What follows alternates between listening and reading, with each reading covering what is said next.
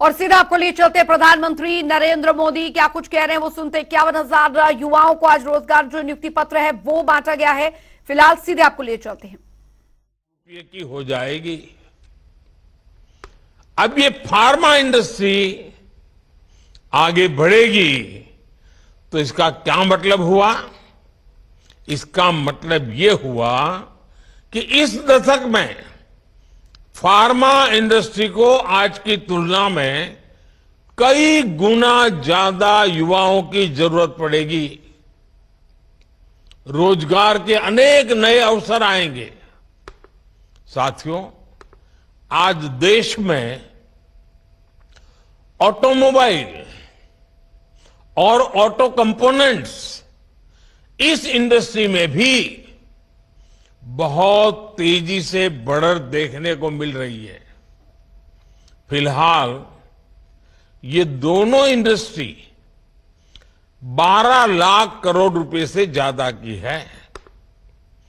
आने वाले वर्षों में इसके और बढ़ने की उम्मीद है। इस ग्रोथ को संभालने के लिए ऑटोमोबाइल इंडस्ट्री को भी बहुत सारे संख्या में नए युवकों की जरूरत होगी, नए लोगों की जरूरत पड़ेगी। रोजगार के अनगिनत अवसर बनेंगे। आपने देखा होगा कि इन दिनों फूड प्रोसेसिंग इंडस्ट्री के महत्व की भी काफी चर्चा होती है। भारत का फूड प्रोसेसिंग मार्केट पिछले साल करीब करीब 26 लाख करोड़ रुपए का था।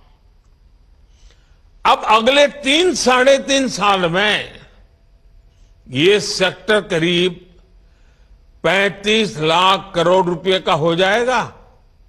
यानी जितना विस्तार होगा उतने अधिक युवकों की जरूरत पड़ेगी, उतने नए रोजगार के मौके खुल जाएंगे। साथियों, भारत में आज इंफ्रास्ट्रक्चर का तेजी से विकास हो रहा है। पिछले 9 साल में केंद्र सरकार ने 30 लाख करोड़ रुपए से ज्यादा इंफ्रास्ट्रक्चर पर खर्च किए हैं। इससे देश भर में कनेक्टिविटी का विस्तार तो हो ही रहा है। इसने पर्यटन और हॉस्पिटैलिटी सेक्टर में नई संभावनाओं को जन्म दिया है। और नई संभावनाओं का सीधा मतलब है कि ज्यादा से ज्यादा रोजगार के मौके बनते जा रहे हैं। साथियों, 2030 तक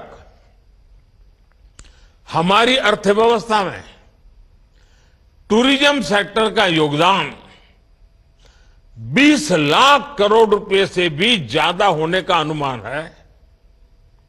माना जा रहा है कि अकेले इस इंडस्ट्री से 13 से 14 करोड़ लोगों को नए रोजगार की संभावना बढ़ने वाली है। इन सारे उदाहरणों से आप समझ कर सकते हैं कि भारत का विकास सिर्फ नंबर की रेस नहीं है। इस विकास का भारत के हर नागरिक के जीवन पर प्रभाव पड़ेगा। इसका मतलब है कि बड़ी संख्या में रोजगार के अवसर तैयार हो रहे हैं और इससे आय में बढ़ोतरी और क्वालिटी ऑफ लाइफ सुनिश्चित हो रही है। हम परिवार में भी देखते हैं ना, अगर हम किसान हैं, अच्छी फसल हुई, ज्यादा फसल हुई, अच्छे दाम मिले तो घर के अंदर कैसे रौनक आ जाती है। कपड़े नए आते हैं, बाहर जाने का मन करता है, नई चीजें खरीदने का मन करता है। घर की अगर आय बढ़ी तो घर के लोगों के जीवन में भी बदलाव आता है। जैसे परिवार में है ना, देश में भी वैसा ही है।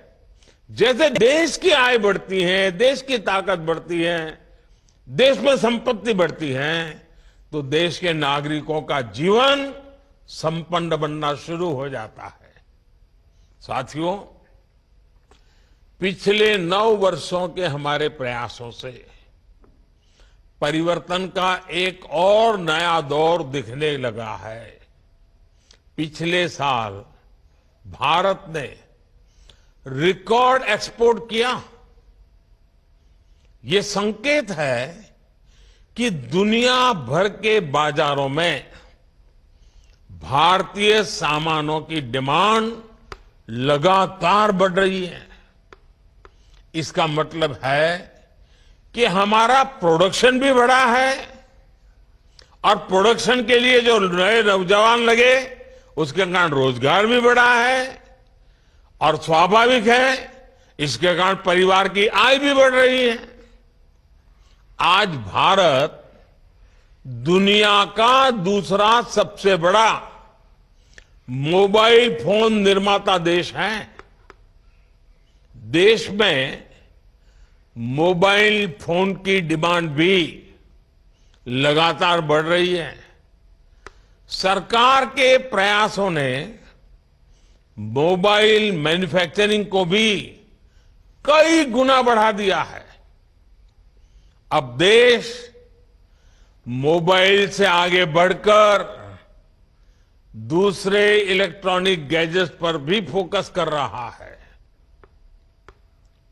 आईटी हार्डवेयर प्रोडक्शन के लिए क्षेत्र में हम वैसी ही सफलता दोहराने वाले हैं जैसी मोबाइल के क्षेत्र में हासिल की है।